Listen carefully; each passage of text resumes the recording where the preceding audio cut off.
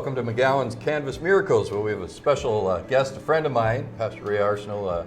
He's here and he's going to show us how to paint today. No, I'm just kidding. Ray's never painted and he's a little nervous coming in. If you know the premise of the show, we talk about important things in our community and what's going on. And we do a simple painting together and just go through the process, which just relaxes us and makes us feel we forget about what we're talking about and just sort of open things up to the community. Now, I did want to take a minute. Yesterday we had a tragic thing sort of happen. I don't know if you watch the news at all. There was a young fellow who was going around to campuses and he had been talking, this Charlie Kirk guy. And this, conversation in any sense is the best way for us to learn about each other, to make a difference in the world. Anything, whether it's a town hall meeting or something, when you come with anger or violence, you accomplish nothing. There's no purpose to that. But through conversation and ideas, we can sort of coalesce together to find a way to make a difference in this world. And there's always a chance to do that. And it reminded me of a speech. So JFK years ago was shot for his ideas and things that had happened, and his brother had to go out and deal with a crowd after Martin Luther King was shot. And he came up with this poem, which after last night's sort of tragic events that happened, it reminded me of that, and this was the poem he read, and I thought it sort of fit the situation again. Even in slumber, the anguish that cannot be forgotten falls drop by drop upon the heart, until our own desperation against our own wisdom emerges through the awful grace of God. Everything has a reason, has a point. I'm not sure what it is in this case, and maybe it'll open up more conversation and show the light of what people are and both sides of an issue. But violence is never the answer. Always come up with a remedy of, put God first. Think about, and it doesn't matter what religion you are, put the goodness of your heart, the things that you know are right, and never take to the streets or hurt people or do anything in a bad way. Now that's enough of my ranting. We're going to get on to painting a picture, and Pastor Ray, you've done a lot of great work in our community. Over the years, we've talked about different organizations to help individuals and find a way to make solutions. What are you working on these days? What's the most exciting thing you're sort of going through? I don't know if I can point out any one thing, but we do sponsor some organizations. We help out in what we can. Drugs, addiction, homelessness, those are the big ticket items in our community right now. And that's something that I try and mitigate as much as I can. I'm only one person, but luckily there's a number of other people with like hearts. We have Jeremy's Mission. I'm sure you are aware of that makes breakfasts every single morning for the homeless. And it's not about the breakfasts. It's about the love that she shares with the people that she sees. I'm talking, of course, of Claudine Morris. I think most people know her name by now. The street people call her Mama. And one story that really touches my heart, and this it shows a heart of this woman, Claudine. She met this new person. This is going back about a year now. Met this new lady. She wasn't all that old, this lady, probably in her 30s or so. And she was obviously hurting. And so she gave her a breakfast. They started talking. There was a trust that happens. Usually this is something that's inherent in Mama, Claudine. And she asked the young lady, "Can I hug you?" And the young lady just looked surprised. She didn't know what to do. And she said yes. And so they hugged. And then tears started flowing down her cheeks. And she as they unlocked their embrace, she looked up at Mama, or looked down, because Mama's quite short. She's about 2 feet 9 inches. She looked down and she said, "So that's what love is." And it came as she got to know her more and more. She's been raped, she's been beaten, she's been treated very, very harshly. And that's what these missions, Dining with Dignity, Jeremy's mission, are all about. Showing love to the community, showing love to those that are least advantaged. And I go back to a scripture from Matthew 25:40. Whatever you do to the least of my brothers and sisters, to the least of my brothers and sisters, you do also to me. Wow, it's incredible. I know Mama quite well, and she's a beautiful lady making an impact in our community. Well, since we're talking about impact and making a difference and shining a light, let's paint a sunrise. How about a sunrise? Sunrise is always a way to... I was dreading this moment because You're dreading this moment. So what do we need for a sunrise? Basically, we need a sun. Put a circle somewhere. So we'll put a line, go up to your canvas, halfway, third of the way. Just find somewhere to put a horizon line after you get a sun in. All right, so you got a sun, now making a horizon line. Now a horizon line, let's make her straight. Not a wave, let's sort of, it's in the distance.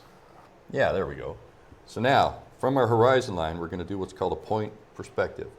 So everything is going to disappear to that point. So we're just going to make a little river bend coming down, and it's all going to go into that point. Now your river particularly doesn't matter as long as it ends up at that point. I'm glad you're guiding me through this, Rob. Yeah. So it doesn't matter where the curve goes? No. There. So, first thing we're going to do is we're going to take a little bit of blue paint, we're going to paint a sky. Okay. Now, one thing about skies, Michelangelo said, you know, the painting's already there. God's already created. Our job is to get the rubble out of the way. Right. So whenever I'm teaching an art class, one of the main things I've noticed is people come in, if I say let's paint some clouds, they start painting these little circles in the sky. Obviously there's no circles in the sky. It's just not the way it works. The clouds are made up of vapors and waters, and they just sort of bang up against each other. They go up, they go down, and the colors, depending on how much humidity and what's going on, can change. So the basic premise, there's a blue sky with some clouds in it that are creating themselves. So we're going to let the brush do that. We're going to take a little bit of, in this case, we'll use cerulean blue and some white. We're going to put it on our brush. We'll paint around our sunset a bit. And then we're just going to simply take that brush and clean it out on the canvas. Nothing complicated about that, just clean it out. I'm already overwhelmed, Rob. So, see, I haven't had to grab a whole bunch of paint or do anything like that. Just took what I had in my brush, leaving that little bit of sun in the middle. So now I'm going to load your brush up. You're going to do the exact same thing. Put a little water in just to make sure it'll spread around. There you go. Okay. All right, so I do this around the sun. Yeah. The blue. So you want to leave a little white sort of center in the middle or wherever your sun is, and then work your sky around it. Yeah. Yeah. So anytime your paint brush isn't spreading it well, just add a little bit of water. So maybe I'll add a little bit more blue and white, just a touch. Gosh, I'm glad you're here. Yeah. Well, that helps. They'd have the instructor actually. Yeah. We'll make a difference for sure. So, I don't know, most people don't know this about me, or some do, I guess. I post it online, but I start my day every morning with, I go out with my meditations, my prayers. I sit in my car and I watch the sunrise. I made a promise to myself a few years ago that I would never miss the chance to be thankful for being alive. Just to get up and say, okay, what do you got for me today, God, kind of thing. So I get up and I write poetry, and poetry is about what's going on in my life. It could be a breakup, it could be a sickness, it could be some group I'm working with and I'm trying to get help for, and that the struggles of the homeless maybe that I'm working with, or it could be all kinds of things. And I connect, you know, my past things that have happened in my life, and I start to write about, you know, how I feel about it, and then I put it in some generic sort of sense of prose, it's called. We're going to take this brush here, it's called a polishing brush, and we're just going to go around and we're going to soften up any lines and blend them in, especially around the sun. And yeah, so we don't have any, already it's starting to look really nice. The trick now, so we're going to take a little bit of this white paint. Don't overpaint. Once you got it done, just let her go. We got to learn to let things go and just enjoy the process. So we take a little white on our brush. Not even going to clean the brush, and I'm just going to take a few spots, put a few white edges here and there. Smaller, farther away it is. And then I'll sort of clean my brush out, soften it up. Then all I'm going to do is soften up the edges of that. Thank you. So just a couple smears of white here and there. So Yeah, just do I grab go some white. on both sides? No, one side, just one Okay. side, yeah.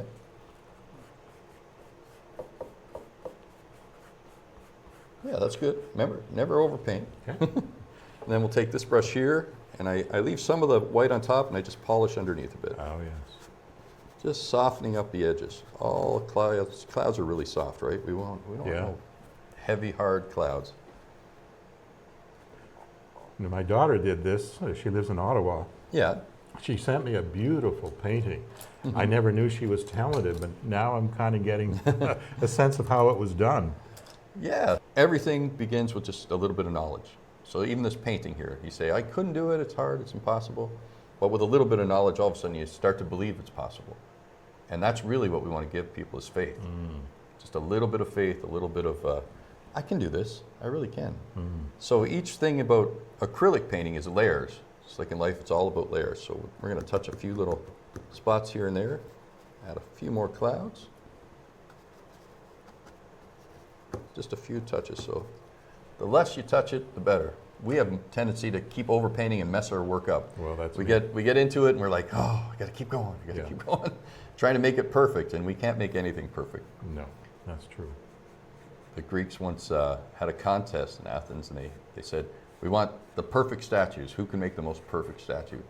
And they came in, with perfect symmetric eyes, and the nose exactly where it should be, and the ears exactly in place, and the lip, everything.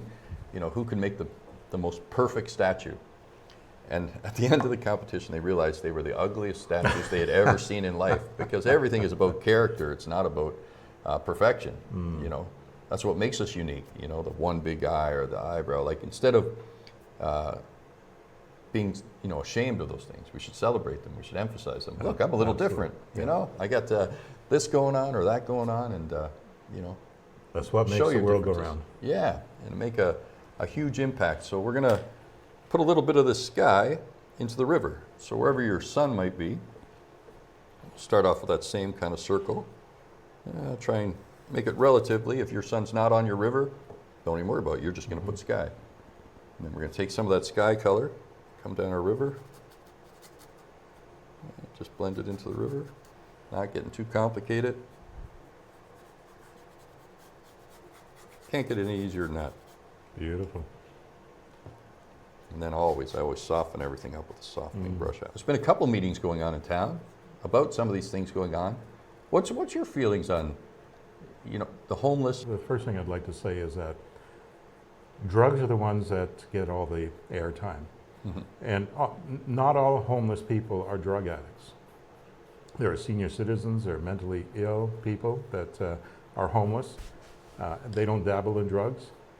But drug addictions seem to be taking the airtime in everything that's been going on around town. And I can see that because how do I get the white? Just grab some white. Even though this is Yeah, blue? yeah. Okay. So drug addiction seems to be taking on a lot of the issues, a lot of the airtime whenever people talk about the homeless. We had a concert, as you know, Rob, you were there. Not we, but Genesis Village of Hope, of which I'm part of a committee.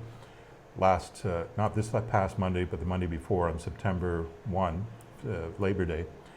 And it was a great event. It was between 250 and 300 people that arrived. We had a barbecue. We gave out pizzas and hot dogs and beverages. But there was also music. And Cal Maskery, who runs Shekinah Glory in Moncton, which is a sober living house, brought a number of individuals that had been addicted to drugs. He brought them from Moncton, and I think he brought maybe 15 to 20 of them. And they came, they sang, they did testimonies and so on and so forth. And all of that is great, but if nothing came out of it, then all it was just a concert.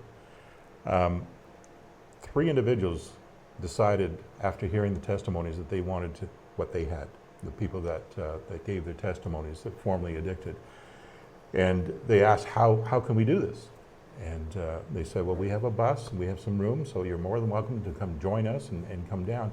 And one of those homeless people actually had reached rock bottom that morning, having no clue there was a concert, He cried out to God. He said, God, if you're real, show me. And that afternoon, he heard the music at the square. He was drawn to it. He started walking towards the square. By the time he got there, somebody was doing a testimony, and I can't remember the name of the man. It was the bigger man that, he was well-spoken. I can't remember his name. But anyway, he said about what his life was like when in the midst and slavery of addiction compared to what it's like now. And this homeless person, he said, I want what that person has. And so as of today, this is what, a week and a half now, he's in drug rehab, receiving treatment and changing his life for the better. So it's these kinds of concerts and these endeavors that we can do as a community that will help these individuals. I've heard about fencing off the square so that we can't let anybody in. Well, when you do that, when you fence off any property in the city that's used by the public, what you're doing is, based on a few people, you're sentencing and you're punishing the rest of the city that also can't use the square. And where's the fairness in that? Rather than punishing, I think trying to do things like concerts, barbecues, whatever we can do to help these individuals find a new place in life, this is what we need to focus on.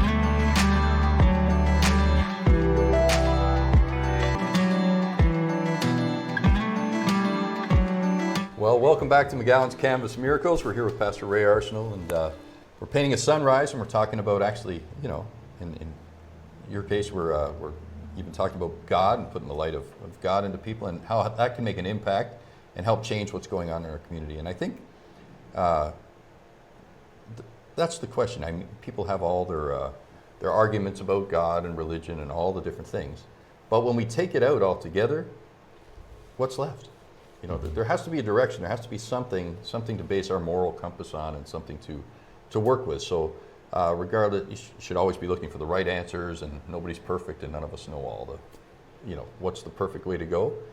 But we do need a compass, something that guides us. We all have an inner voice inside that sort of tells us, okay, let's try this, let's do this. And I call it God, whatever you might call it, there's something talking to all of us. So we have to think about that and sort of point it in the right direction. Well, for me, God is a very important part of my life, and I believe it should be an important part of everyone's life. I grew up as a Catholic, and I went to church every Sunday. Sometimes I would go during the weekday as well. And then I fell apart from the church in my 20s, never went to church, I became an atheist. I lived for possessions. That's what my life was all about in Toronto. The more possessions that I could have was never enough. Just one more possession. And that's how I lived my life, and that was my God at the time. And then I showed up to work one morning, not expecting anything. It was a Monday morning, just after the weekend. And everybody seemed to be a little sad and dejected, and I couldn't understand why. I asked one of my friends, what's going on here? Why is everybody so dejected? And he said, didn't you hear? And I said, what was going on?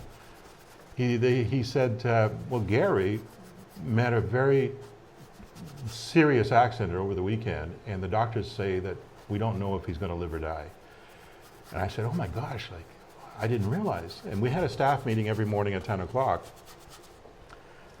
So every one of us on our team, we went to the staff meeting. There's 20 of us, and at the end, our supervisor, who's from Hong Kong, with limited language skills and very poor English, she said, if anybody wants to stay and pray for Gary, she was a Christian, please stay. So I stayed. I don't know why I stayed. To this day, I have no idea. Well, I kind of have an idea. And there were Muslims, there was Buddhists, there was all kinds of different flavors of faith. And she went around to every single person asking, you know, what faith do they believe in and how do they practice it? When it came to me, I said, I don't believe in a God. I'm an atheist. But if you think prayer is going to help, I'm here to help. I want to do anything I can for Gary. So she started praying with her limited vocabulary, her limited English. And I'll tell you, Rob, those words were gathered onto an arrow by an angel in the corner of the room somewhere. And that arrow was put on a bow and shot right through my heart. And within a second, the total revelation of Jesus Christ came into my heart. I've never been the same man since. Is that when you started becoming a pastor and working towards it? No, I didn't become a pastor till about, 16 years later. Oh, really? Wow. Yeah. But I knew at that moment that somehow, somewhere, I would be involved in full-time ministry. Next thing you're going to do is you're going to start putting in a snowbank on each side of your river. So we're just going to take the sky color. Now, people think snowbank, they automatically grab the white. Yeah. But white isn't really used in a painting.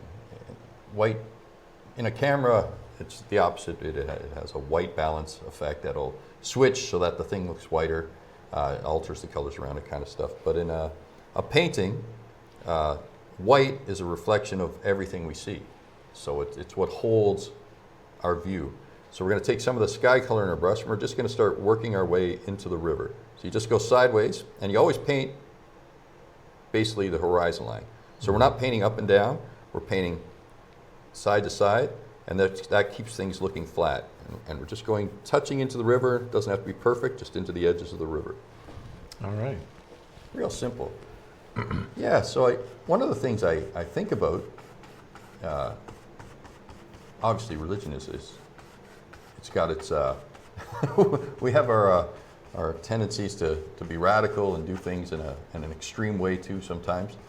But outside of all of that, there's a basis underneath it. I'll never throw the baby with the bathwater kind of stuff is what I'm always saying. There's that underlying principle. And even if you go back in history, thousands of years, like 700 AD, they were writing about this stuff.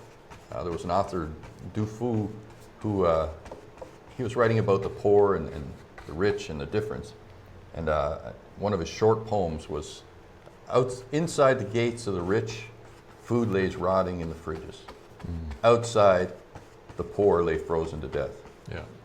So even way back then, it was going on. A couple months ago, I was on Facebook, and I saw this image. I don't know if you've seen it. An image of a casket, a coffin that was dug up. And they opened up the coffin, and there was just a bunch of bones. So obviously this man or woman had been dead for quite some time, because there was nothing but just bones. It's just a skeleton. And the caption read, "This man was a billionaire." So you look at that particular skeleton and you think, okay, well, he had everything in life with billions of dollars, and yet where is he now? 6 feet under 6 feet of dirt. You look at Steve Jobs from Apple, or anybody who gets to that point where they get sick or they're dying. You know, when they're making the millions, it all seems like this is the important thing in life. But then when your health goes, or you get closer to the end of your life, you start to realize, oh, I wasted so much time. You know, like it's Yeah. not the important thing in life. It's just not. And the thing is, we all want control in our lives, and we feel if we give ourselves to God, if we follow a religion, and I hate to use a word because I think it's more spiritual, then we give up control. There's lots of rules and regulations, the 10 Commandments. We don't like to be controlled. But really, when you think about all the rules and regulations, the 10 Commandments in particular, they're there to protect you. If I were to take your wallet and run away, how would you feel? Right? Those 10 Commandments are protecting you from me doing that to you. And if I did manage to take your wallet, you'd probably chase me down and hurt me to get your wallet back. So it's also protecting me. Right? You can go through all 10 Commandments. It's all about protection, not control, but protection. So you have the pencil lines up there. We're going to take and with a heavier paint, and just make sure you come right down over the edge of your pencil line for the drawing. See how you get this white edge here? Yeah. But don't do that. Go right into so creating these edges. So you want to just devour those and get rid of them all together. So I'll give you a little more paint there. Yeah, we want to hide all the lines at this point. Yeah. Yeah, there we go. Nice and thick. If you need more paint, just grab it. Rob, I'm glad you're guiding me through this. We can make really good judgments and do well, because we do have an inner compass that talks to us. Yeah. And I think everybody has it. Now, that looks all great. So now we're going to take a little bit of this Payne's Gray here. Now it looks black, but it's a transparent kind of black. And we're going to rub a little bit of that just here and there, creating some shadows in our snow. Again, we're not trying to cover the whole thing or be crazy, just maybe even throw a little bit into our cloud here. A few spots on the right side of the cloud. And then take this brush here, soften everything up again. Always softening. Nothing to it. So a little bit of black, you said? Don't use this, yeah, that brush, yeah, Okay. just a touch. And put some water on it. Yeah. Bang it on your plate just to get it so it's going to move around well. Yeah, now just rub a few spots. Nice, now a little bit in the clouds. Oops. I'll take this brush here and just soften it up. All right. Rub everything around. And then move on, yeah. See how you get a nice sort of tone happening. Beautiful, Wow. nothing to it. So now, I'm gonna paint some trees. Trees. How can we paint some trees? Oh my goodness. Now, the way to describe it in my class is I never say we're gonna paint trees. I just want to do it for effect, dramatic. But what we're gonna do is we're gonna paint some blobs. So we're gonna take a little bit of that black paint with some blue. And we're gonna create along the tree line back here, some blobs. So we're just gonna go along, some blobs higher than others. Just some blobs. Turning our brush left and right. How simple is that? Starting to see your genius there, Rob. Maybe grab a little more paint, yeah. And blue, you said? Yeah, And do I need to dip yeah, it? a little water, yeah. We want it, this is in the background, so we really want it to be light and thin. And, you know, we're basically giving something to build on. Yeah. Impressionist art is what we're doing here. If you ever go into airports and stuff, I tell people all the time, you look at the art and you walk and think, oh, that's beautiful, but go stand up closer and take a real look. It's a bunch of blobs and a bunch of smears here and there. Artists have realized that the human brain will do all the painting for us. So if we just get enough on there to get you thinking about, there's some trees there, or there's a building there, or you'll fill in the details. Your mind will create things there that aren't even on the page. It's amazing. So our job is to get you thinking about the background trees, the sun, everything that's happening. And we can do that with just a few simple dabs of paint here and there, just enough to create that feeling that there's something there, right? So now we're going to take a little bit of orange, because the sun ray starts to... You had this all planned out before I got here. No, they're all the same kind of stuff. We'll take a little bit of orange, we're going to go around our sun, take our soft brush, and just soften it up, start blending that into the sky. Maybe a little bit more. Easy. There you go. So you take a little bit of orange, start painting around your sun, creating a little bit of atmosphere starting to go into the sky. Nice. Oh, you got that nicer orange than I got. See, when you get something that works, as Bob Ross would say, a happy accident. Nope, don't touch it. Never touch anything that looks good. Oh. If it looks good, you just say, yeah, I meant to do that. And then move on. I was trying to Take this dilute brush it. here and just soften it up a little bit. Yeah. Just a light little rub over the top. And then we're going to take a little red. And we're going to go on the outside of that orange. And that might have been a bit much red, but that's okay. Happy accidents as always. I'll blend some of that in. So we'll do the same thing with the reflection of the water. No, that was the orange that you took. Yep. right? Orange. So it always starts yellow, and then orange, Oh, that's and then red. red. Yeah, Okay. it's lovely. Oh, I don't know about And that. that's what this magic You- brush is for. Once you get some color on the canvas, just take this and rub it into the sky. So always pull away from the sun, Yeah. and you're pulling it out into the clouds. There you go. Overpaint, just can't help it. But it's Yes. thousand brush strokes, thousand brush. Now, so I'm going to show you something. So when you're Yeah. doing it here, you're staying in the same spot, but don't pull it right out. Okay, Pull, all like, right. just let that. Yeah. Think of it like I'm creating the sky. I'm painting my sky into the clouds, and feel it. You're the artist. You're the creator. You're creating something here. And just pull it right out through. $1.2 million painting. Yeah. Oh, really? I wish. I want some commission on that deal. Yeah. I'll buy you a cup of coffee, you know. Perfect, perfect. All right, so that's all well and good. Now we're going to take some of this white here. And, no, actually, you know what? Before we do that, let's take edge brush like this. What's the finest brush we got? I'm going to put glasses on for this one. We'll grab something small, something like this here. take some of this black, Mm-hmm. and going sideways along our river, we're going to paint some of the edge into the snowbank. Just sort of highlight the edge of your river.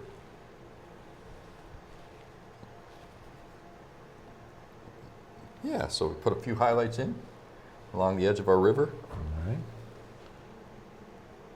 Nice. See how easy it is? Once somebody gives you a little guidance, it's like, what? Here I was thinking this is so complicated, so hard. Well, thank It's God always you're what here. we decide to make it. Oh my gosh. Overdid it there. Yeah, but that's the best part. We're going to come back over with snow. The snow will hide up all the All edges, right. so we can't really get it wrong. Okay. Beautiful. Nothing to it. Give you the brush before I mess it up even more.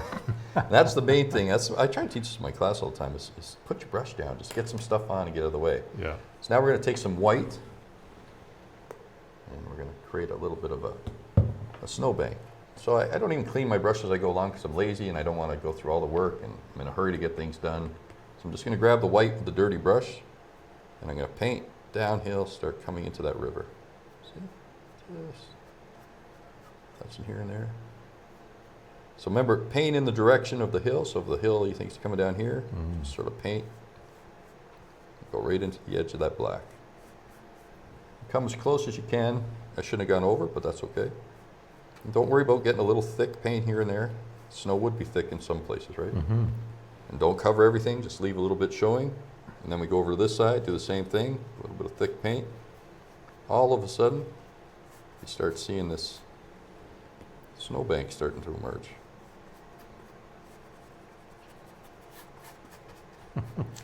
Looking good, Rob. Nothing to it. So grab and start throwing your snowbank in.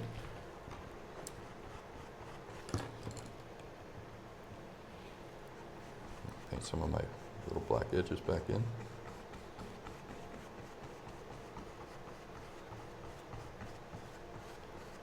Easy.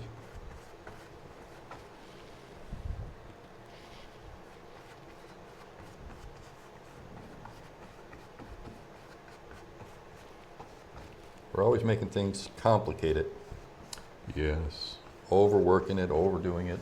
Doesn't matter what we do, or overthinking it can be the worst part, right? Yeah. Oh, it's not going to work, it's not going to work. Just do it. Doesn't work, fail. Fail, do it again, fail again. Somewhere along the way, all of a sudden something works and you go, oh, now I get it, you know? But you can't get there without failing. Failure is everything. So you can take this brush here, and just come down to your, right on the edges, and just sort of create these little white edges right above your black outline. So you're creating a snowbank. So like right in here, you might come down and just sort of Okay. touching out, creating some thick sort of pieces. See how it's creating a sort of snowbank edge? Yeah. Yeah. Lovely. This is going way too fast today. Oh, is we're it? We're I through thought two we were running out segments. of We're going to time. take a short break, and we'll be right back with McGowan's Canvas Miracles.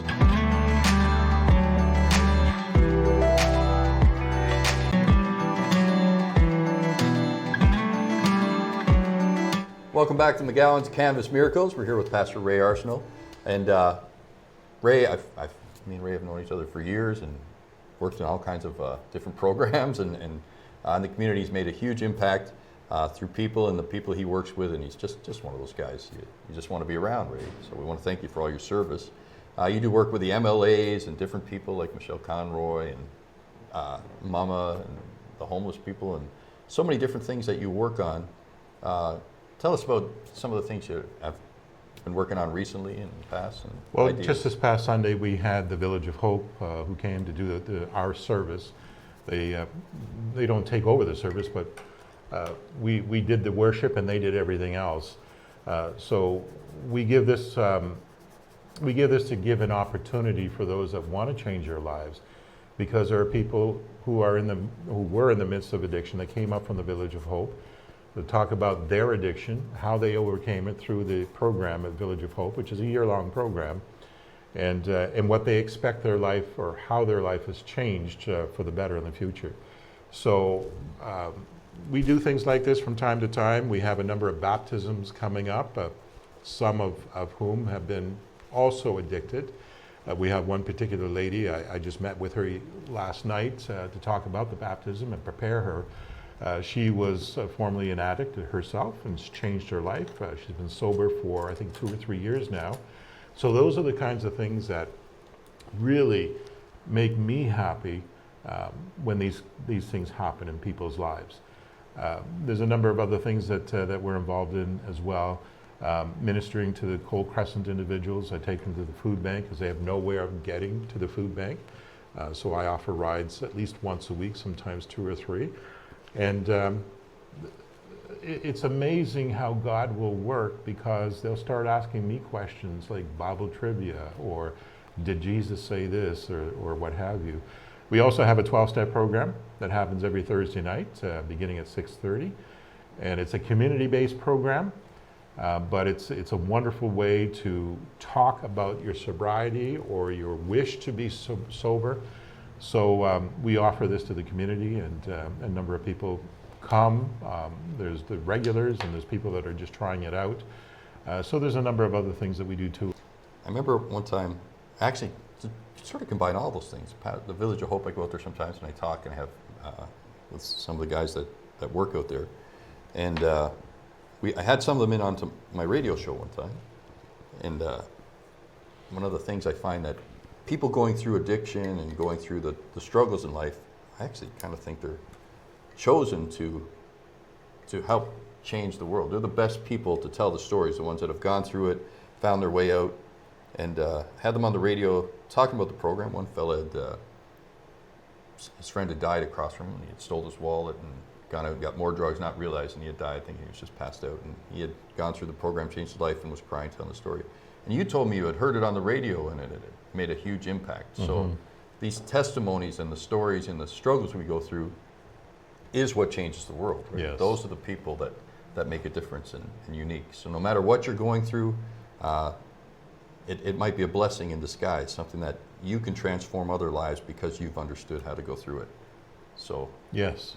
Yeah, I remember that story, and I love retelling it because it's such a powerful story of 2 young guys taking drugs.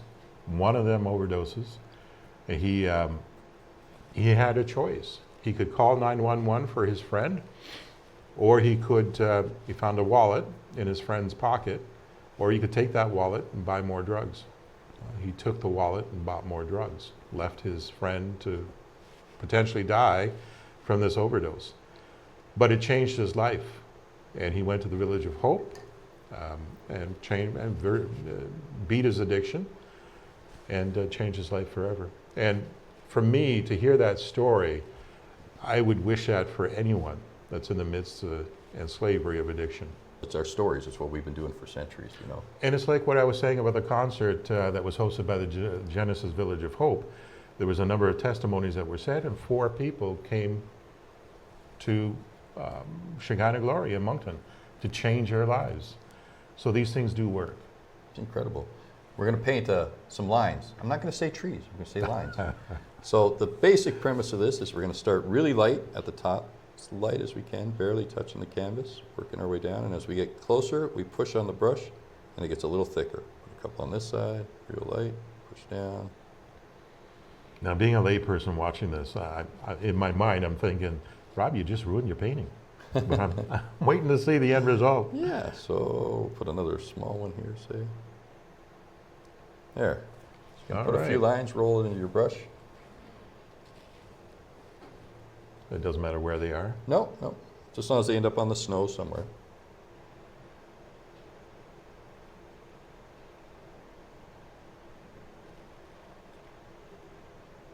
So the biggest thing you're having is you got a dry brush going on. So if you add some water in, that'll help you to flow through the... Not too much water. Whoops. That's okay. Thick. That one's closer than the other ones. All right. So now, doing the same thing, we're going to put some branches on. So some of the branches might come out sideways like that.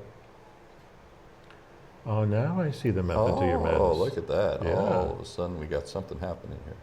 Okay. So a couple branches here and there. Wow. Just sort of add them brushes in, going out in different directions. You know, if some are coming down off, we can go as thin as we want.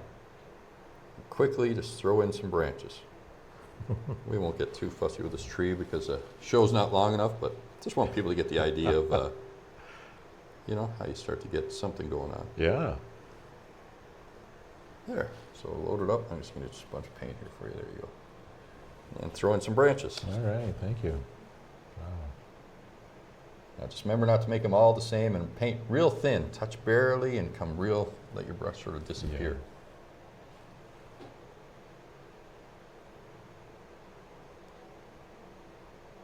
And one thing I've noticed about people is they always paint these V's in trees. They what? Paint V's. Branch here, branch there, it's like V's all the way down the tree. Now the branches, just to show you an example.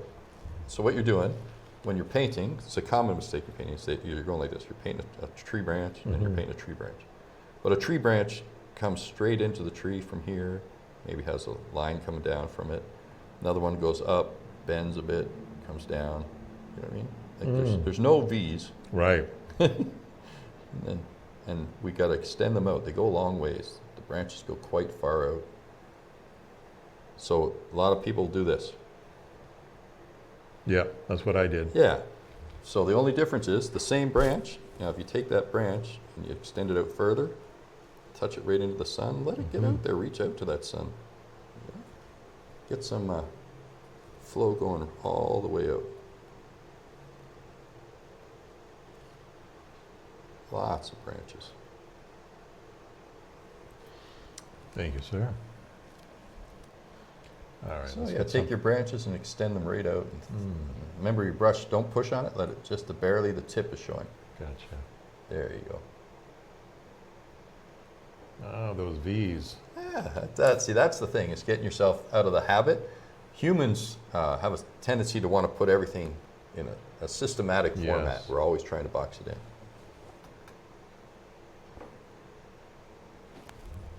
So now we're going to take this and we're going to hide some of those branches. So we got an ugly branch we don't like. Artists love to hide things. We don't, you know, it's all full of mistakes. So we're going to paint some blobs. We're not going to paint leaves, we're just going to paint blobs. So I say, oh, I don't like the edge of this, my sun looks funny over here. Well, what am I going to do? I'm going to put some blobs over that. Let's get rid of those blobs. Let's put a few blobs on the end of some branches, here and there. Just a few little things touching here and there. So we'll grab some more paint. Kind of watery. And the reason we want it watery is we'll get some thick and some thin. Yeah. And that's going to make some leaves look like they're far away, some are closer. So we're just going to throw some blobs of paint here and there, just barely touching with the brush. Before you know it, all of a sudden, how easy is that? All right, let's give this a try.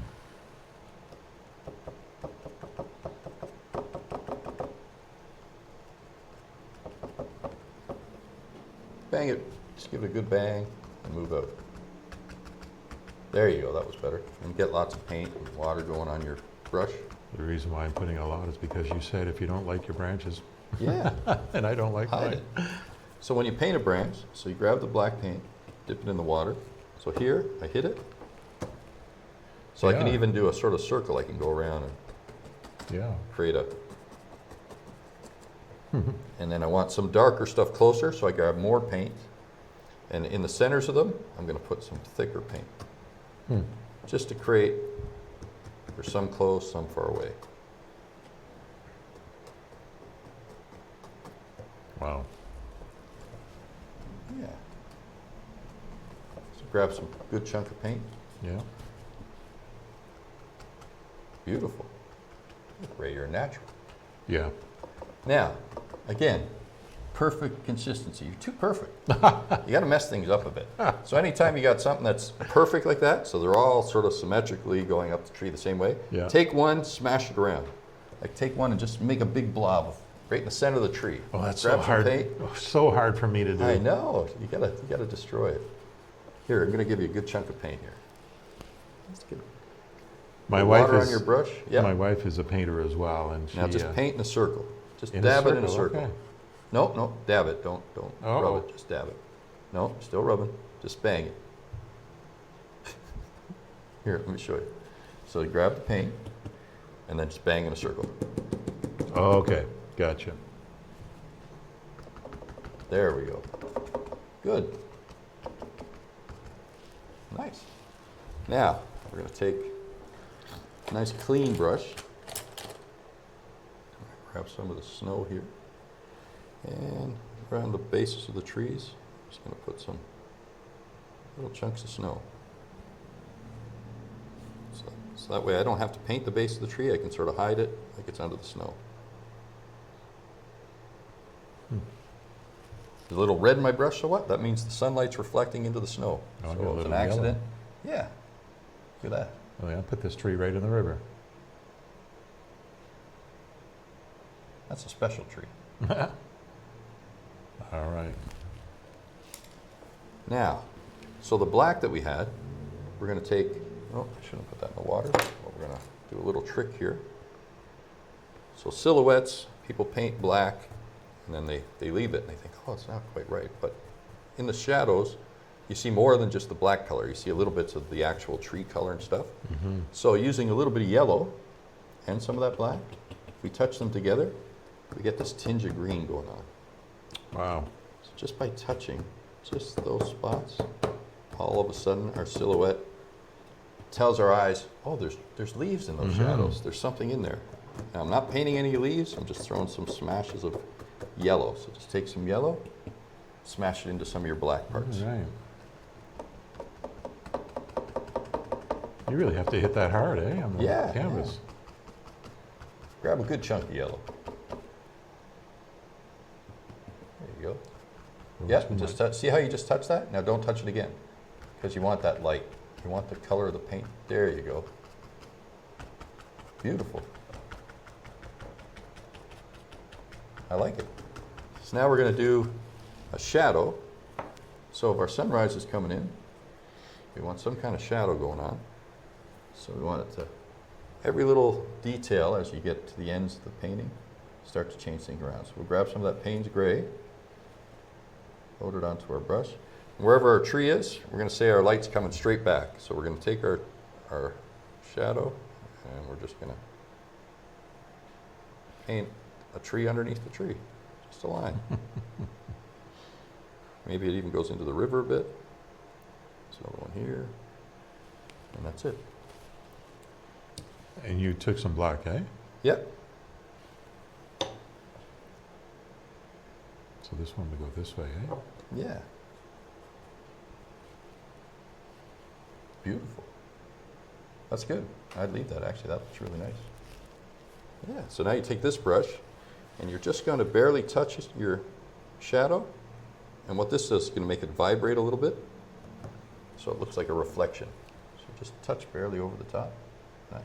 Yeah.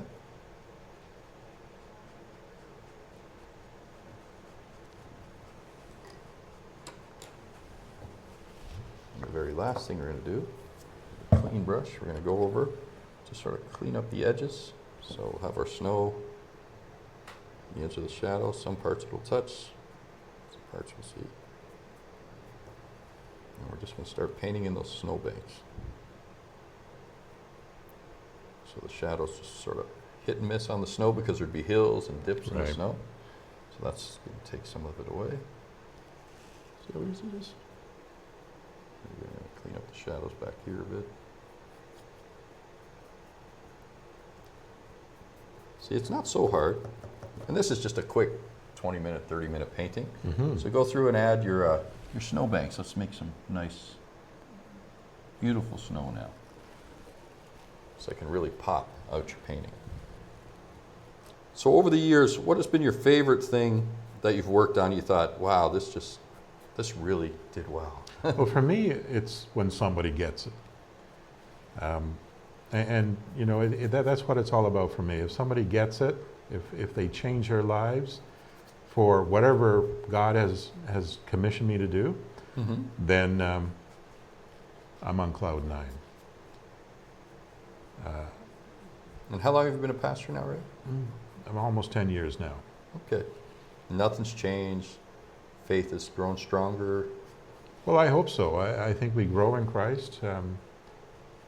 This is what it's all about, is growing to become a more mature Christian. My views on Christianity when I was a boy very, very different from what they are today. It's all about giving of your resources, giving of your time, giving of whatever God has given you. And I refer back to that skeleton that they dug up. The person was a billionaire, but all you saw was a skeleton. And really, life is meaningless unless we come to Christ. Eternity is a long, long time. It lasts forever. Life here on earth is just a few years. And anything and everything that I do and I say, I pray to God, give His words to me and not my own words, because my wisdom is limited, His is infinite. And I did that even as I was driving here this morning to the studio.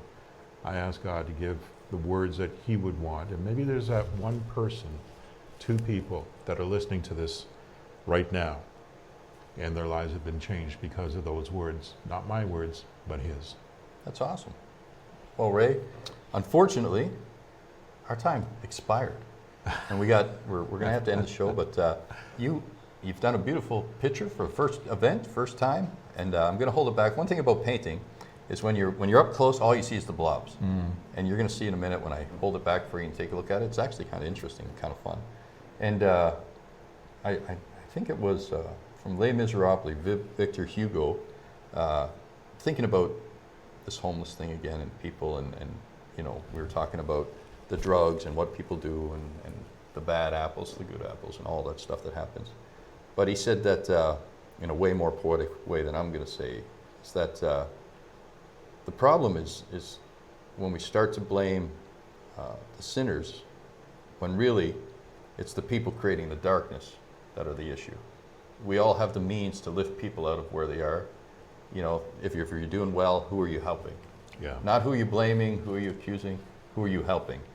I met a girl one time going through cancer, and she had an acronym, HOPE, help one person every day. And that's how she got through her cancer.